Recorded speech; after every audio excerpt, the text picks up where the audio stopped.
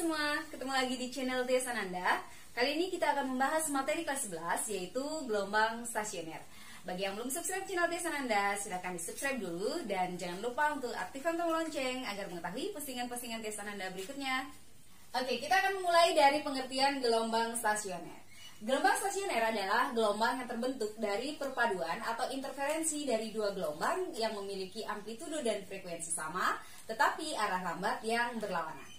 Gelombang stasioner sering dikenal juga dengan istilah gelombang tegak, atau juga sering disebut dengan gelombang berdiri, atau sering juga disebut dengan gelombang diam. Gelombang stasioner dibagi menjadi dua bagian. Yang pertama, gelombang stasioner dengan ujung tetap. Yang kedua, gelombang stasioner dengan ujung bebas. Ujung tetap ini juga sering disebut dengan ujung terikat. Kalau digambarkan seperti ini, kita misalkan saja tali. Tali kita ikat mati di bagian ujungnya, kemudian dari sini, dari bagian kiri kita berikan getaran, kita goyangkan tali tersebut, maka dia akan merambat, kemudian pada titik terikatnya ini dia akan melakukan pantulan ke kiri dengan amplitudo yang sama dan frekuensi yang sama. YD ini adalah gelombang datang, D-nya adalah datang. Kemudian yang merah itu merupakan gelombang pantul, P-nya ini adalah gelombang pantul. Begitu juga pada ujung bebas. Pada ujung bebas, tali kita ikat juga di seberang. Jadi ujungnya bebas itu tidak berarti dia tidak terikat ya. Ujung tali itu kita ikat, tetapi tidak simpul mati seperti ini. Jadi saat kita goyangkan di kiri dari sumber getar, bagian yang di kanan ini dia bisa bergerak juga naik turun. Sama juga seperti di ujung terikat, maka yang kesini itu adalah gelombang datang dan yang kesini itu adalah gelombang pantulnya. Pada gelombang stasioner kalian akan mengenal ada istilah simpul dan perut. Ada istilah perut, ada istilah simpul. Perut ini ibu tulis dengan istilah P, simpulnya nanti ibu tulis dengan istilah S. Ya, yang mana disebut perut? Perut itu adalah bagian yang kembung. Ya, lihat aja perut kalian ya. Jadi bagian yang kembung. Jadi berarti kalau dari gambar ini yang mana disebut perut? Jadi bagian yang di atas ini, bagian yang memiliki amplitudo maksimal inilah yang disebut dengan perut. Perut pertama itu dimulai dari ujungnya, ujung terikat atau ujung bebas. Berarti yang di sini, karena di sini ujung terikatnya, berarti perut ini adalah perut pertama. Perut yang di sini adalah perut kedua. Perut yang di sini adalah perut ketiga. Kemudian yang di sini adalah perut keempat. Yang di sini adalah perut kelima dan seterusnya. Demikian juga dengan simpul. Simpul adalah yang memiliki amplitudo 0. Amplitudo 0-nya itu adalah yang terletak di sini. Ini namanya simpul. Jadi simpul pertama dimulai dari ujung terikat. Jadi ini simpul pertama. Kemudian yang di sini berarti ini adalah simpul kedua. Yang di sini adalah simpul ketiga. Di sini simpul keempat, simpul kelima, simpul keenam dan seterusnya. Demikian juga di ujung bebas. Kalau ujung terikat, diawali nanti kalian akan ketemu dengan simpul yang pertama, itu yang diingat. Kalau di ujung yang bebas, kita lihat kan di sini, kita bertemu pertama dengan perut. Jadi ini adalah perut satu, kemudian yang di sini adalah perut kedua, kemudian perut ketiga, perut keempat, perut kelima, perut keenam dan seterusnya. Simpulnya juga seperti itu. Jadi simpul adalah yang memiliki amplitudo 0, ini yang memiliki amplitudonya 0. Sehingga di sini adalah simpul pertama, simpul kedua, simpul ketiga, simpul keempat, simpul kelima, simpul keenam dan seterusnya. Ingat semua diawali dari ujung. Kalau terikat berarti dimulai dari ujung terikat, kalau bebas berarti dimulai dari ujung bebas. Sekarang kita akan memulai ke rumus simpangan, rumus umum simpangan pada gelombang stasioner. Pada gelombang stasioner kita akan menghafalkan rumus simpangan, kemudian rumus amplitudo, rumus jarak perut dan jarak simpul. Untuk setiap ujung rumusnya berbeda, tetapi sebenarnya mirip sekali ya, gampang kalian menghafalkan nanti, tinggal dibolak-balik. Kita lihat ya. Oke, yang pertama yang harus kalian ingat adalah rumus umum dari simpangan pada ujung terikat atau ujung tetap. Y sama dengan 2A sin Kx cos omega T. Inilah rumus umum simpangan pada gelombang stasioner ujung terikat. Bagaimana dengan yang ujung bebas? Rumus umum Y-nya itu adalah hampir sama, tetapi yang terbalik di mana? Cos tempatnya di sin tempatnya di cos. Itu saja, tinggal kalian balik. Jadi itu caranya menghafalkan. Berarti di sini rumus umumnya nanti adalah 2A cos kx sin omega t. Ini rumus umum simpangan pada gelombang stasioner ujung bebas. Kedua adalah rumus amplitudo. Amplitudo stasioner ini sering dilambangkan dengan AP. Yang mana disebut dengan AP, amplitudo? Yang disebut dengan amplitudo adalah bagian yang di depan ini. Jadi, amplitudo pada gelombang stasioner ujung terikat itu adalah 2A sin kx. Kemudian, yang disebut dengan amplitudo maksimal atau maksimum itu adalah 2A. Kita sekarang bandingkan dengan gelombang stasioner pada ujung bebas. Rumus yang kedua, rumus AP. Rumus yang di depan juga ini.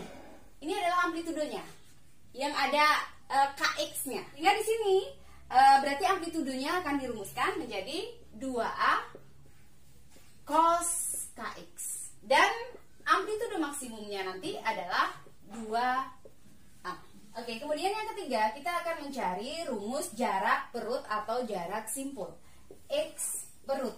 Ya, X perut pada ujung terikat. Kalian kalau membaca literasi yang berbeda-beda, mungkin kalian akan menemukan rumus yang berbeda-beda. Rumus yang berbeda-beda itu sebenarnya hasilnya sama, tetapi nanti aplikasi N-nya yang berbeda. Pertama ya, ada rumus X perut itu adalah 2N plus 1 kali 1/4 lambda. Kemudian X simpulnya nanti adalah, ini rumus keempat, 2N tanpa plus 1 dikali 1/4 lambda. Nah, kalau kalian menggunakan kedua rumus ini, nanti N-nya itu adalah mulai dari 0, 1, 2, dan seterusnya. Apa artinya? Misalnya, ditanya, berapakah jarak simpul keempat? Simpul keempat, berarti N-nya bukan 4, tetapi dikurangi 1. N-nya nanti adalah 3. Itu penggunaan aplikasi di sini. Ya, misalkan ya, simpul kelima. Berarti kalau simpul kelima, N-nya nanti adalah 4. Kalau perut ke-7, N-nya nanti adalah 6. Dikurangi 1. Itu aplikasi rumus ini. Bagaimana rumusnya kalau di gelombang bebas? X perut dan X simpulnya pada ujung bebas berbalik tempat. Berarti kalau di sini rumus X perut, di sana akan menjadi X simpul. Kalau di sini semula rumusnya X simpul, di sana akan menjadi X perut. Berarti kalau ujung bebas, rumusnya nanti X perutnya nanti adalah 2N dikali 1/4 lambda. Berarti X simpulnya nanti adalah 2N plus 1 kali 1/4 lambda. Dengan nilai N itu mulai dari 0, 1, 2, dan seterusnya. Jadi untuk mengingat, biar nggak kebalik, simpul atau perut ya, ingat saja. Kalau dia ujungnya terikat, kita akan bertemu dengan simpul yang pertama. Iya nggak? Kalau ketemu dengan simpul, simpulnya jangan isi plus 1. Caranya kalian ingat. Ya, jadi simpulnya tanpa plus 1.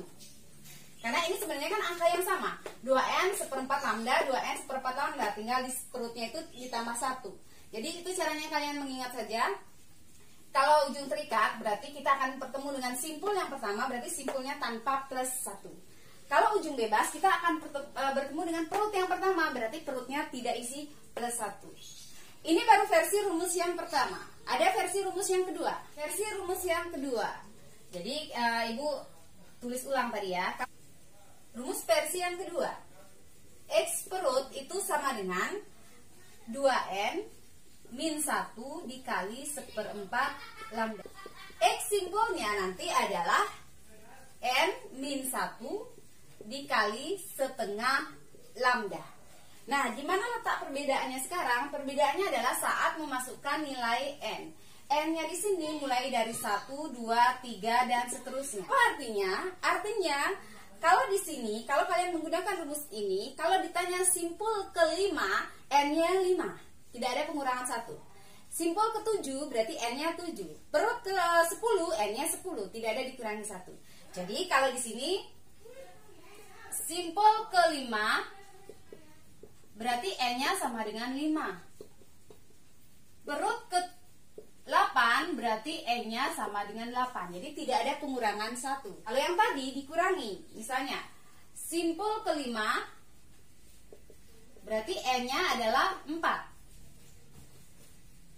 Perut ke-8 berarti N-nya nanti adalah 7. Sama juga dengan di ujung bebas. Kalau kalian menggunakan rumus yang pertama ini, N-nya juga akan mulai dari 0. Kalau kalian menggunakan rumus kedua, versi kedua, sama dengan yang tadi, tinggal kalian balik. Kalau di sini rumus X perut, maka di sini akan menjadi rumus X simpul. Jadi X perut di sini menjadi rumus X simpul. Maka X simpul di sini akan menjadi 2N-1 dikali 1/4 lambda. Itu rumus yang keempat.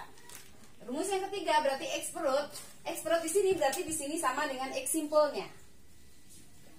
N-1 kali setengah lambda.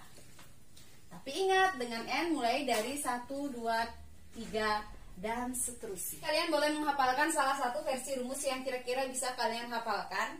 Boleh memakai versi yang di sini, boleh memakai versi yang ini, atau yang di kiri dan yang di kanan.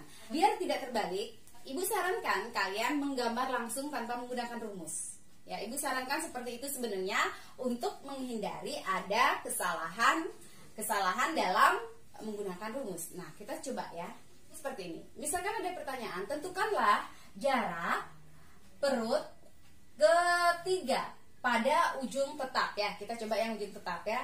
Pada ujung tetap. Berarti kalau kita menggunakan gambar, kalian harus menggambar dulu seperti ini. Perut ketiga, berarti perut ketiga itu letaknya di sini. Kita sekarang hitung secara manual berapa sih jarak dari ujung ini ke perut ketiga ya. Oke. Satu puncak itu adalah setengah gelombang panjang gelombang. Satu puncak lagi adalah setengah panjang gelombang. Berarti setengah tambah setengah itu baru 1. Ditambah lagi dengan 1/4 berarti ini adalah 1/4 lambda. Atau kalau kalian tulis akan menjadi 5/4 lambda. Ya kan? Nah, coba kita buktikan sekarang dengan rumus. Apakah mau hasilnya 5/4 lambda? Kita lihat ya. Kita memakai kedua versi rumus ya. Kalau kita pakai rumus yang pertama, berarti X perut yang ketiga, berarti N-nya di sini adalah 2. Berarti tinggal 2N ditambah 1 dikali 1/4 lambda. Berarti ingat, perut ketiga berarti N-nya itu adalah 2 ditambah 1 kali 1/4 lambda. 2 kali 2, 4 ditambah 1, 5. Berarti ini adalah 5 kali 1/4 lambda. Ini adalah 5/4 lambda. Sama dengan perhitungan manual kita. Jadi sebenarnya kalian, Ibu sarankan sih jangan pakai rumus gitu ya. Karena kalau menggunakan rumus, kemungkinan besar kalian akan kebalik rumus itu banyak banget kemungkinannya. Oke, kita coba dengan versi kedua. Benar nggak pakai rumus ini mau hasilnya sama segini? X perut ketiga, kalau pakai rumus versi yang kedua berarti perut ketiga ya N-nya adalah 3. Oke, berarti pakai rumus 2N-1 kali 1/4 lambda. Berarti 2 dikali 3 min 1 kali 1/4 lambda. 2 kali 3, 6. 6 dikurangi 1 adalah 5 kali 1/4 lambda. Berarti X perut ketiga itu adalah 5/4 lambda. Sama hasilnya. Oke, jadi menurut kalian yang paling gampang yang mana? Kalau saran Ibu, tinggal kalian menggambar kayak seperti ini. Kalau kalian menggambar ulang, tinggal seperti ini. Gambar aja ulang seperti ini. Cari letak perut ketiga. Ini perut ketiga. Hitung jaraknya seperti tadi. Lebih gampang. Coba yang ujung bebas ya. Jadi ini Ibu hapus dulu biar Ibu ada space untuk nulis. Yang mana bisa dihapus lagi. Oke, misalkan di soal ditanya, tentukanlah jarak simpul ke-4 misalnya pada ujung bebas. Ujung bebas sekarang ya. Oke, pada ujung bebas. Berarti kalau kalian harus menggambar dulu ujung bebas. Gambar dulu sembarangan seperti ini. Oke, kira-kira kan ya. Kalau tidak mau memakai gambar Ibu yang di bawah ya. Berarti kita cari sekarang, karena yang ditanya adalah simpul ke-4, kita hitung simpulnya sampai 4 kali. Jadi ini simpul pertama, ini simpul kedua, simpul ketiga, ini simpul keempat. Nah, sekarang kalian tinggal ngitung berapakah jarak simpul keempat ini dari ujung bebas ini. Berapa lambda dia? Di sini ke sini, ini adalah 1/4 lambda. Ingat, 1/4 lambda.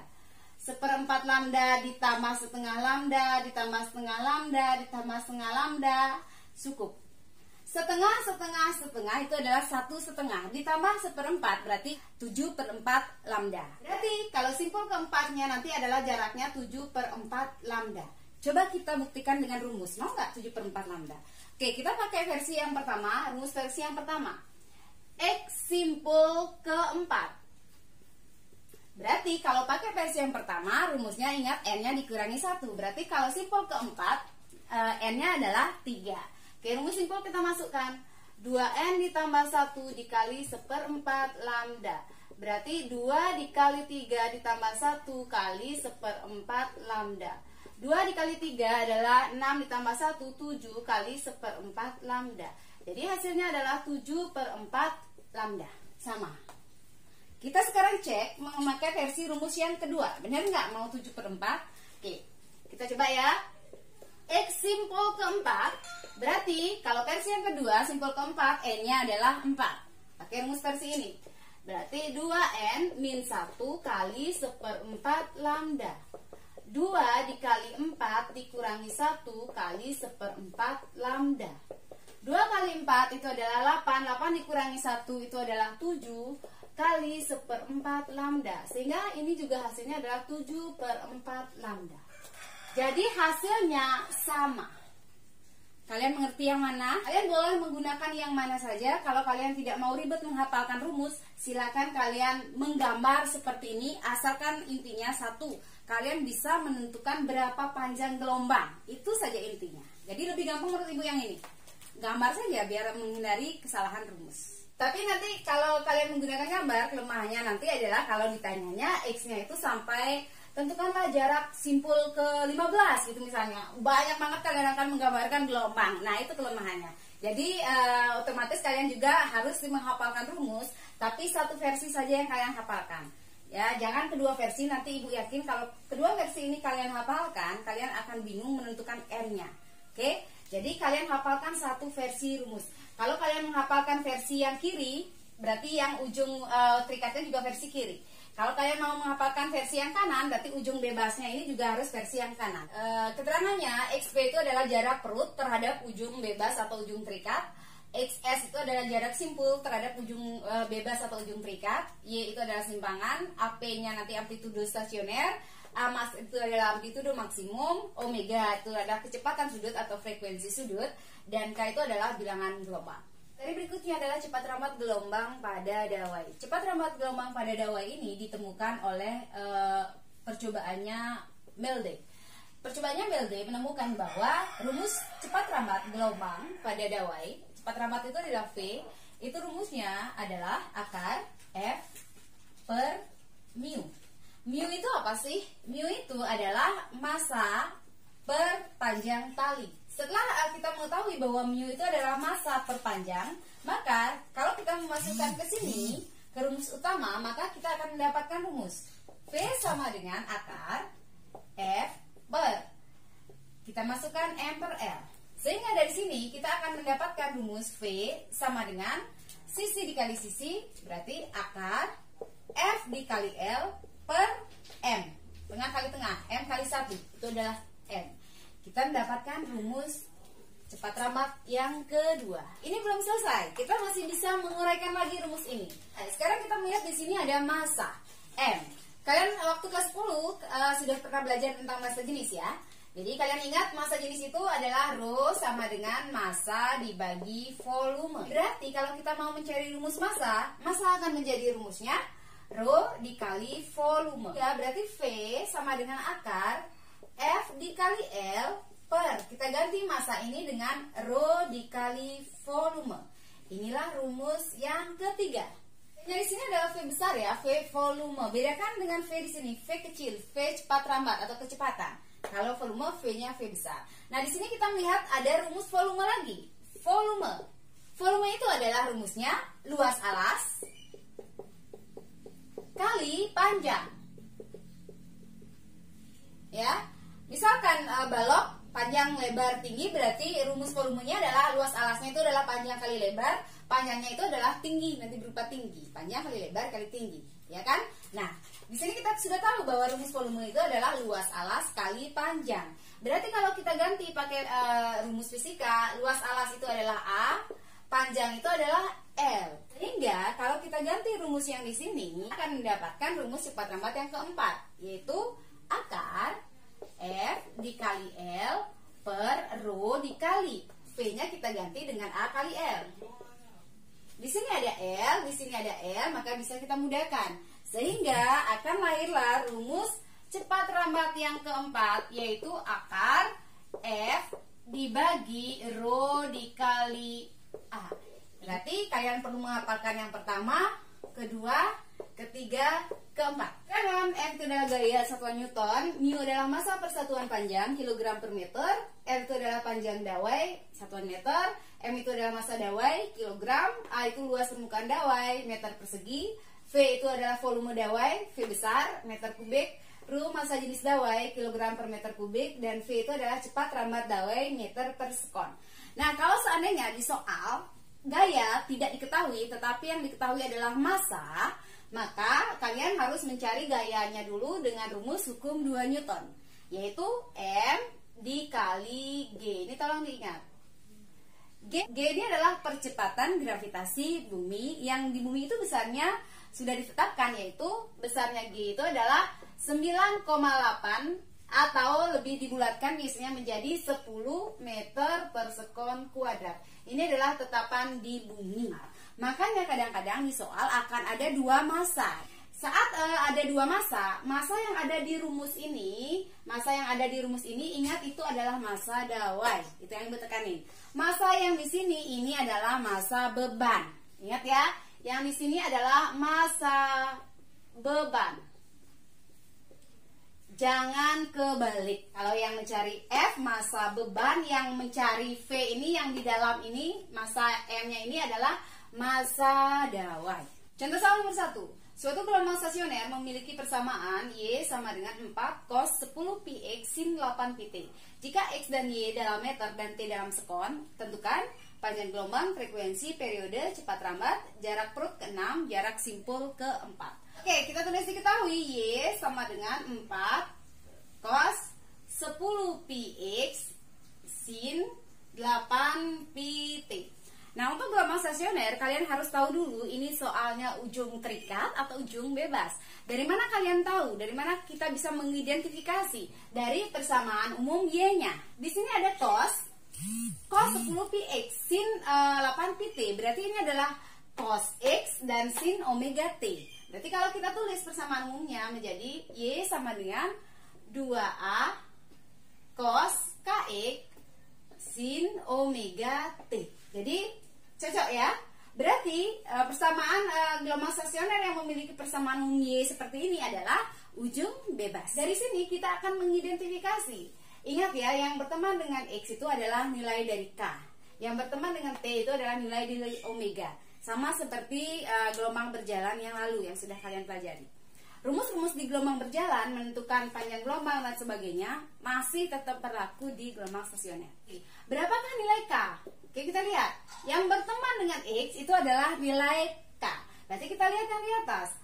Ya, yang berteman dengan X di sini adalah 10 pi. Berarti nilai K-nya di sini adalah 10 pi. Kemudian yang mana omega? Ingat, omega yang berteman dengan T. Berarti yang di sini adalah 8 pi T. Berarti nilai omeganya di sini adalah 8 pi. Kemudian 2A-nya ini berapa?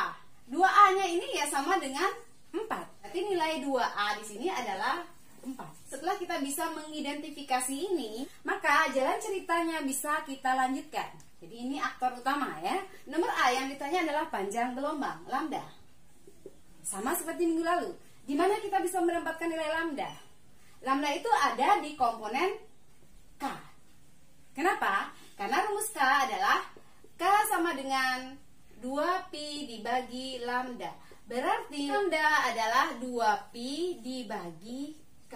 Ingat ya, kalau K berarti tujuannya pasti nanti mencari panjang gelombang. Adanya omega tujuannya adalah untuk mencari frekuensi dan periode. Kita hitung sekarang. 2pi dibagi K-nya itu tadi adalah 10 pi. Berarti pi-nya bisa kita mudahkan. 2 dibagi 10 itu adalah 0,2. Satuannya adalah meter. Jadi karena di sini sudah diketahui X dan Y dalam meter, berarti nanti satuan lambda juga nanti dalam meter. Kalau di sana diketahui dalam sentimeter, di sini akan diketahui dalam sentimeter. Nomor B yang ditanya itu adalah frekuensi. Di mana kita bisa menemukan frekuensi dari kecepatan sudut. Karena rumus omega itu adalah 2pi kali frekuensi. Sehingga dari sini kita akan mendapatkan rumus frekuensi sama dengan omega per 2pi. Oke? Sama dengan omeganya dimasukkan 8pi, kemudian per 2pi, ini bisa dimudahkan. 8 dibagi 2 itu adalah 4. Satuan frekuensi adalah Hz. Oke, yang nomor C yang ditanya adalah periode. Kalau sudah frekuensi diketahui, maka periode itu tinggal kamu pakai rumus seperfrekuensi. Karena frekuensi dan periode berbanding terbalik. Ingat ya? Atau kalau ditanya frekuensi diketahui periode, ya F itu adalah per T. Ya, sehingga di sini langsung aja kita menggunakan seper F sama dengan 1/4. Berarti ini adalah 0,25 ton. Oke, nomor D yang ditanya adalah cepat rambat, Ibu tulis di sini. Yang nomor D itu adalah yang ditanya adalah V.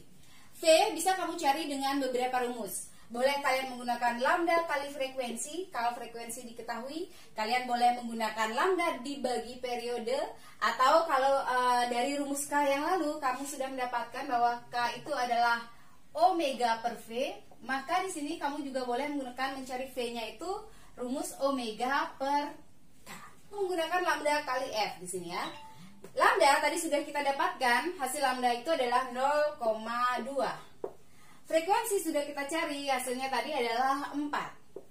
Berarti ini V-nya akan menjadi 0,8. Satuannya meter per skor. Yang ditanya nomor E itu adalah jarak perut ke-6. Ibu memakai rumus versi yang pertama. Ya, versi yang pertama. Sehingga nanti diketahuinya N-nya sama dengan, karena perut ke-6, N-nya nanti adalah sama dengan 5. Ya, berarti X perut ke-6 ini adalah ujung bebas, berarti rumusnya adalah 2N dikali 1/4 lambda sama dengan 2 dikali N-nya tadi adalah 5 kali 1/4 kali lambda. Lambdanya berapa? Tadi kita sudah ketemu 0,2. Berarti X perut ke-6 sama dengan 2 kali 5 adalah 10 dibagi 4 dikali 0,2. Ini adalah 2/4 sama dengan setengah atau ditulis 0,5 meter. Tadi kita sudah ingat bahwa lambdanya tadi adalah 0,2 meter ya. Oke, coba kita buktikan dengan gambar. Kita gambarkan ujung bebas. Berarti ujung bebas mulai dari perut ya.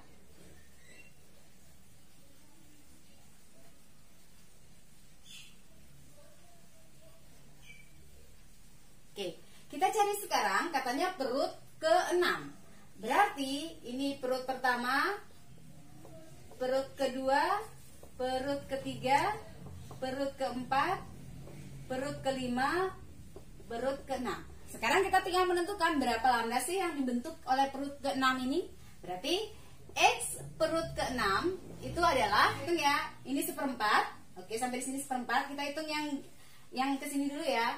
Setengah ditambah setengah itu adalah 1, 1/2, 2, 2/4 ditambah 1/4 berarti 2/2 lambda. Berarti perut ke-6 itu adalah 2/2 lambda. Kalian sepakat? 1/4. Oke, lupakan dulu 1/4 biar nggak bingung hitungnya. Setengah itu 1, setengah 1/2, kemudian setengah lagi itu adalah 2 sampai di sini itu adalah 1/4, berarti 2/4 ditambah 1/4 lagi di sini adalah 2/2 lambda. Sehingga langsung saja berarti 2/2 dikali lambdanya tadi adalah 0,2. 2/2 dikali 0,2 adalah 0,5 meter. Sama. Nomor F yang ditanya adalah simpul keempat. Karena simpul keempat, karena ibu pakai versi yang pertama tadi, berarti N-nya nanti adalah 3. Rumus simpul berarti X simpul keempat itu berarti rumus simpul utamanya adalah 2N plus 1 dikali 1/4 lambda sama dengan 2 dikali 3 ditambah 1 kali 1/4 kali lambdanya adalah 0,2. Sama dengan 2 kali 3, 6 tambah 1 adalah 7. 7 dikali 1/4 dikali 0,2 sama dengan 0,35 meter. Coba kita buktikan dengan kalau mau menggunakan gambar tanpa rumus ya. Yang ditanya adalah jarak simpul keempat. Gambarnya masih yang tadi ya. Berarti simpul keempat kita lihat. Yang mana simpul keempat? Ini simpul pertama, ini simpul kedua, ini simpul ketiga, ini simpul keempat. Nah, berapa sekarang jarak panjang gelombangnya sampai di simpul keempat ini? Kita hitung. Ini segini adalah 1/4. Oke, 1/4-nya lupakan dulu. Setengah ditambah setengah itu 1, ditambah setengah itu adalah 1/2, ditambah 1/4 berarti 7/4. Berarti lambdanya X simpul keempat itu adalah 7/4 lambda. Berarti tinggal 7/4 dikali nilai lambdanya adalah 0, sama dengan 7 kali 0,2 itu adalah 1,4 dibagi 4, yaitu sama hasilnya 0,35 meter. Jadi hasilnya bakalan sama. Soal kedua, pada percobaan Melde bila diketahui panjang dawai 1 meter, oke Ibu langsung menulis diketahui ya. Bila panjang dawai 1 meter, berarti diketahui L-nya 1 meter. Dan massa dawai 16 gram, berarti diketahui M-nya adalah 16 gram. Diberi beban 40 gram, berarti ini adalah massa beban. Berarti yang Ibu tulis ini adalah yang di atas itu adalah massa dawai. Massa beban 40 gram. G diketahui 10 meter per sekon kuadrat. Walaupun ini tidak ada di soal, kamu sudah hafal ya. Ditanya di soal, berapakah cepat rambat? Berarti V sama dengan, kita langsung menggunakan rumus cepat rambat gelombang pada dawai. Kira-kira rumus mana yang kita gunakan? Rumus yang kedua ya. Kenapa kedua? Karena diketahui M, kemudian L dan G. Di sini clue-nya. Untuk menggunakan rumus yang kedua yaitu V sama dengan akar F dikali L per M. Kita harus mengetahui dulu nilai F. Ingat M-nya di sini adalah M dawai. Berarti di sini kita cari F dulu ya. Ingat rumus F itu adalah M dikali G. Berarti masukkan M-nya, M apa di sini? M beban, seperti yang Ibu bilang tadi. M bebannya adalah 40 gram. Ini masing-masing kita jadikan kilogram dulu ya. Dari gram ke kilogram kita bagi 1000. Berarti ini adalah 0,016 kilogram. Berarti yang di sini ini adalah 0,04 kilogram. Kita masukkan ke sini, M bebannya adalah 0,04 dikali 10. Berarti didapatkanlah F-nya sama dengan 0,4 Newton. Berarti V sama dengan akar 0,4 dikali L-nya adalah 1 dibagi massa dawainya adalah 0,016. Berarti akar 0,4 dibagi 0,016 sama dengan akar 25. Berarti V langsung mendapatkan 5 meter per sekon. Demikianlah materi kita hari ini tentang gelombang stasioner. Semoga bermanfaat. Dan kalau dirasa bermanfaat, silakan di like dan di share. Dan jangan lupa bagi yang belum subscribe, di subscribe dulu channel Tes Ananda. Dan aktifkan tombol lonceng untuk mengetahui postingan-postingan Tes Ananda berikutnya. Dadah!